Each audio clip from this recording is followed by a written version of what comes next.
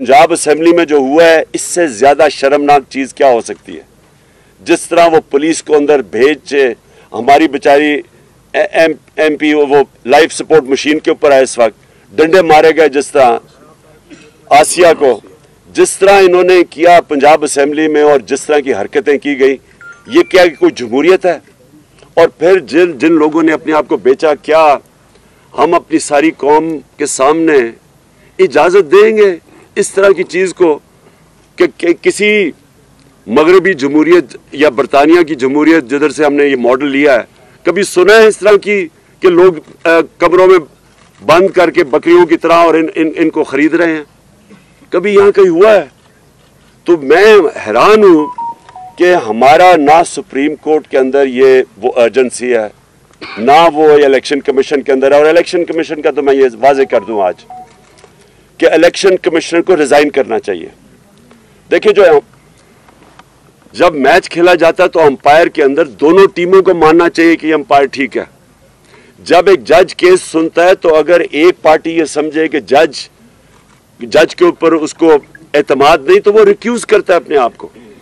जब एक पाकिस्तान की सबसे बड़ी पार्टी ये कह रही है कि इलेक्शन कमिश्नर एक इतना एक जानबदार किस्म का आदमी है जिसके ऊपर हमें कोई इतमाद ही नहीं, सारे फैसले ही हमारे खिलाफ करता है, और जो जब चाहता है तो किसी के ऊपर एक्शन ले लेता है और जब चाहता है नहीं लेता, क्योंकि डिपेंड करता है कि वो कौन सी पार्टी में है। तो जब इसके ऊपर हमें इतमाद ही नहीं है तो इसको रिजाइन कर देना चाहिए, क्योंकि ये एम्पायर बन ही नहीं सकता। और इसी तरह मैं सुप्रीम कोर्ट को आज कहूंगा कि 63A इतना इंपॉर्टेंट है।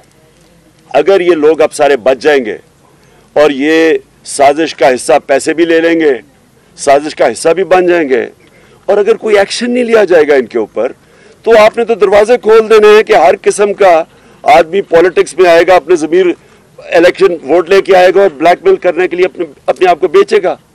तो ये तो हमारी पॉलिटिक्स और हमारी जमहूरियत की नेगेशन है। मैं आखिर में आज जो हम करने जा रहे हैं, आज जो हम अनाउंस किया है, मैंने आज हमारी मीटिंग की है, मैंने अपनी सारी तंजीमों को आज तैयारी करवा रहा हूँ। अब से सारे हमारे पाकिस्तान के अंदर गांव लेवल के ऊपर, मोहल्ला लेवल की तंजीमों को मैंने आज इंस्ट्रक्शंस दे दी हैं, सब तैयारी करें इस्लामाबाद की हकीकी आज़ादी की मार्च के ऊपर। ये मैं डेट दूंगा इनको, लेकिन मैं तैयारी अभी से करवा रहा हूँ, और इंशाअल्लाह ये इतना बड़ा ये अवाम का समुंदर आएगा इस्लामाबाद की तरफ, क्योंकि मैंने कभी कौम के अंदर इस तरह का शऊर नहीं देखा जो आज है उनके अंदर। कभी ऐसे नहीं हुआ कि 3 सबसे बड़े वेन्यूज़ पेशावर 4 वेन्यूज़, पेशावर, इस्लामाबाद, कराची और लाहौर, सबसे बड़े वेन्यूज़, जो ये 11 पार्टीज उसका छोटा सा हिस्सा भी नहीं कोई भर सकती, वो चंद दिनों के अंदर सारे वेन्यूज़ के अंदर इस तरह के क्राउड आए हैं, क्योंकि अवाम में शऊर आ गया है। लोग बेदारी आ चुकी है, लोग समझ बैठे हैं कि इस कौम के साथ किस तरह मजाक हुआ है, और जिस तरह के लोगों को इन्होंने हमारे ऊपर मुसल्लत किया है, ये पाकिस्तान की तारीख में कभी भी ऐसे नहीं हुआ कि इतने ज्यादा क्रिमिनल लोग, जमानत पे लोग, तकरीबन 60-70% तो जो कैबिनेट बनी है वो जमानत पे लोग हैं। जो ये प्राइम मिनिस्टर भागा फिरा इधर उधर, जिस तरह ये सवाई फीते काटने का और इसको पता ही नहीं है। इससे सवाल ये पूछा जाए कि 40 अरब रुपए के आपके और बच्चों ने केसेस के जवाब देने हैं। 40 अरब रुपए FIA में और नैब में केसेस हैं इसके। कैसे हो सकता है कि ये अब बैठ के FIA के ऊपर पहले तब्दीलियां करवाएगा? ये किसी दुनिया में सुना है ऐसा? ये पहले तब्दीलियां कराएगा लोगों की, अपने लोग बैठाएगा, फिर जिस तरह रिकॉर्ड जलते थे वहाँ LDA में जो उन्होंने लूट मार की थी लाहौर में, उसी तरह वो रिकॉर्ड को टेम्पर करेंगे। ये कहीं दुनिया में नहीं होता। और ये कैबिनेट ECL के ऊपर 60-70% लोग हैं, ECL पे भी है, जमानत पे भी है। ये कहाँ दुनिया में होता है? और वैसे मैं कह रहा हूँ कि मुझे भी ECL पे डाल दें, क्योंकि मैं वैसे ही बाहर नहीं जाना चाहता, लेकिन इनको इतना खौफ क्यों होता है बाहर जाने का?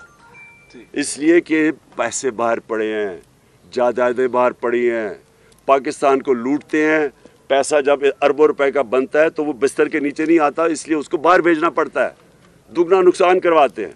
तो मैंने अपनी सारी पार्टी को आज कह दिया कि हमारी मूवमेंट शुरू हो जाए।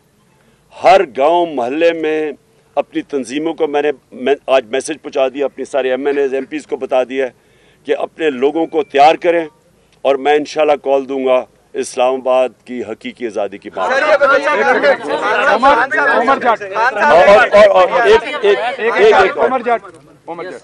चलो पहले जिन अदालतों ने रात को 12 बजे इस डर से अदालतें खोली कि आप कोई आइन की खिलाफ वर्जी करने जा रहे हैं, जिन अदालतों ने 68A की आपकी पिटीशन जो है उसको ईद के बाद रेफर किया और हमदा शहबाज की जो बतौर वज़ीर आला बनने की पिटीशन थी उसको फौरी तौर पर निपटाया, उन अदालतों से आप दोबारा जुडिशल इंक्वायरी की दरख्वास्त कर रहे हैं, तो क्या उनके फैसलों को आप मानेंगे?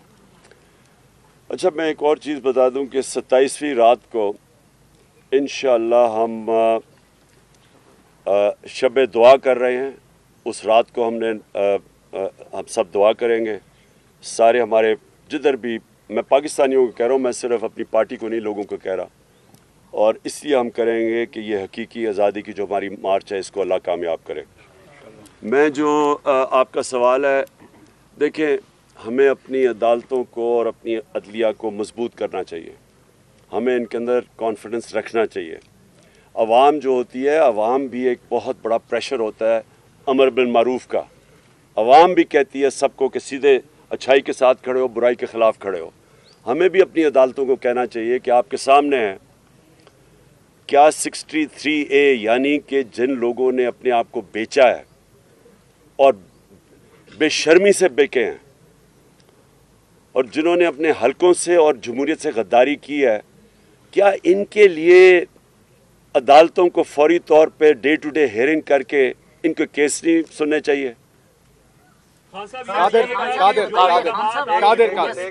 आपके पास आ रहे। कादिर सर, ये बताएं कि कॉन्स्पिरेसी का लफ्ज़ तो पहले वाले इलामे में भी नहीं था और नए वाले इलामे में भी नहीं है। बैरूनी मुदाखलत वाला तो उन्होंने पहले वाले इलामियों को भी तस्लीम कर लिया, तो प्रैक्टिस ऐसी की गई। और दूसरा ये कि दफ्तर खारजा में पहले ये खत छुपाने की कोई अटैम्प्ट की गई, ऐसी इतला भी आ रही है कि ये खत पहले वजीर खारजा से भी छुपाने की, ये साइफर जो है छुपाने की कोशिश की जाती है, वो तो बाद में। अच्छा, पहले एक और मैं चीज़ साइफर का बता दूं। ये जो मुरासला है, देखें, ये मैंने ये कहीं सुना है कि जी इस तरह के तो और भी मुरासले आते रहते हैं। जो भी ये कह रहा है उससे ज़्यादा झूठा और बेशरम आदमी नहीं है। कभी इस तरह की ज़बान इस्तेमाल नहीं की जाती डिप्लोमेटिक टर्म्स में। कभी भी एक छोड़े कि हम 22 करोड़ लोग हैं, एक छोटे से भी कोई 50 लाख की भी आबादी का न्यूजीलैंड होना, उसके प्राइम मिनिस्टर को भी इस तरह का धमकी कोई नहीं देता। ऐसे कभी इस तरह की धमकियां नहीं दी जाती। और जब धमकियां दी जाती हैं तो मैंने आपको गिना दिया कि एक दफ़ा जुल्फ़िकार अली भुट्टो को धमकी मिली थी, एक दफ़ा मुशर्रफ को धमकी मिली थी जब चारों शाने चित होकर उसकी जंग में ले गए थे। और ये जो धमकी मिली है, ये ऐसी धमकियां नहीं मिला करती। और ये मैं समझता हूँ कि हमारे मुल्क के लिए सबसे शर्मनाक चीज़ है कि वो कौम जो ला इलाहा इल्लल्लाह का नाम लेती है कि हम तो उसके नारे पे आज़ाद हुए थे, वो इस तरह की धमकियों के सामने जब घुटने टेक देती है और उसकी साजिश, उनकी धमकियों के बाद साजिश कामयाब हो जाती है, और कोई शक ना इसमें करे कि इससे बड़ी साजिश पाकिस्तान में हुई नहीं है जो ये हुई थी। लंदन में नया पाकिस्तान सर 2 दिन से मुलाकातों का सिलसिला जारी है, इस पे जरा कमेंट करें सर। बस मैं यही कह रहा हूँ कि देखें ना, जब आपके अंदर कोई शर्म ही नहीं होती कि पहले आप 20 साल लोगों को कहते हैं कि जरदारी कहता था वो नवाज शरीफ करप्ट है, वो कहता था वो करप्ट है, पेट फाड़ के पैसे निकालने थे और वो इनकी तकरीरें सुनने पहले, और कोई शर्म ही नहीं है। बस असल में ये बात नहीं है, ये लोगों को भेड़ बकरियां समझते हैं। इनको कोई शर्म ही नहीं आती कि इतने यानी आप किसी को चोरी का कह के और इतने बड़े और उनके साथ फिर बैठे और गवर्नमेंट भी बना लें, बंदर बांट भी कर लें, और फिर स्वाय इनके ख़ानदान के नज़र ही किसी को ना आए, सारे ख़ानदानी ऊपर आके बैठ गए हैं। यानी इनके अलावा कोई किसी में, इनकी पार्टीज़ में अकल नहीं है। ऊपर आके ये बैठ जाते हैं, वहाँ बाप इधर बैठ गया, बेटा उधर तैयारियाँ क्या आ रहा है। यानी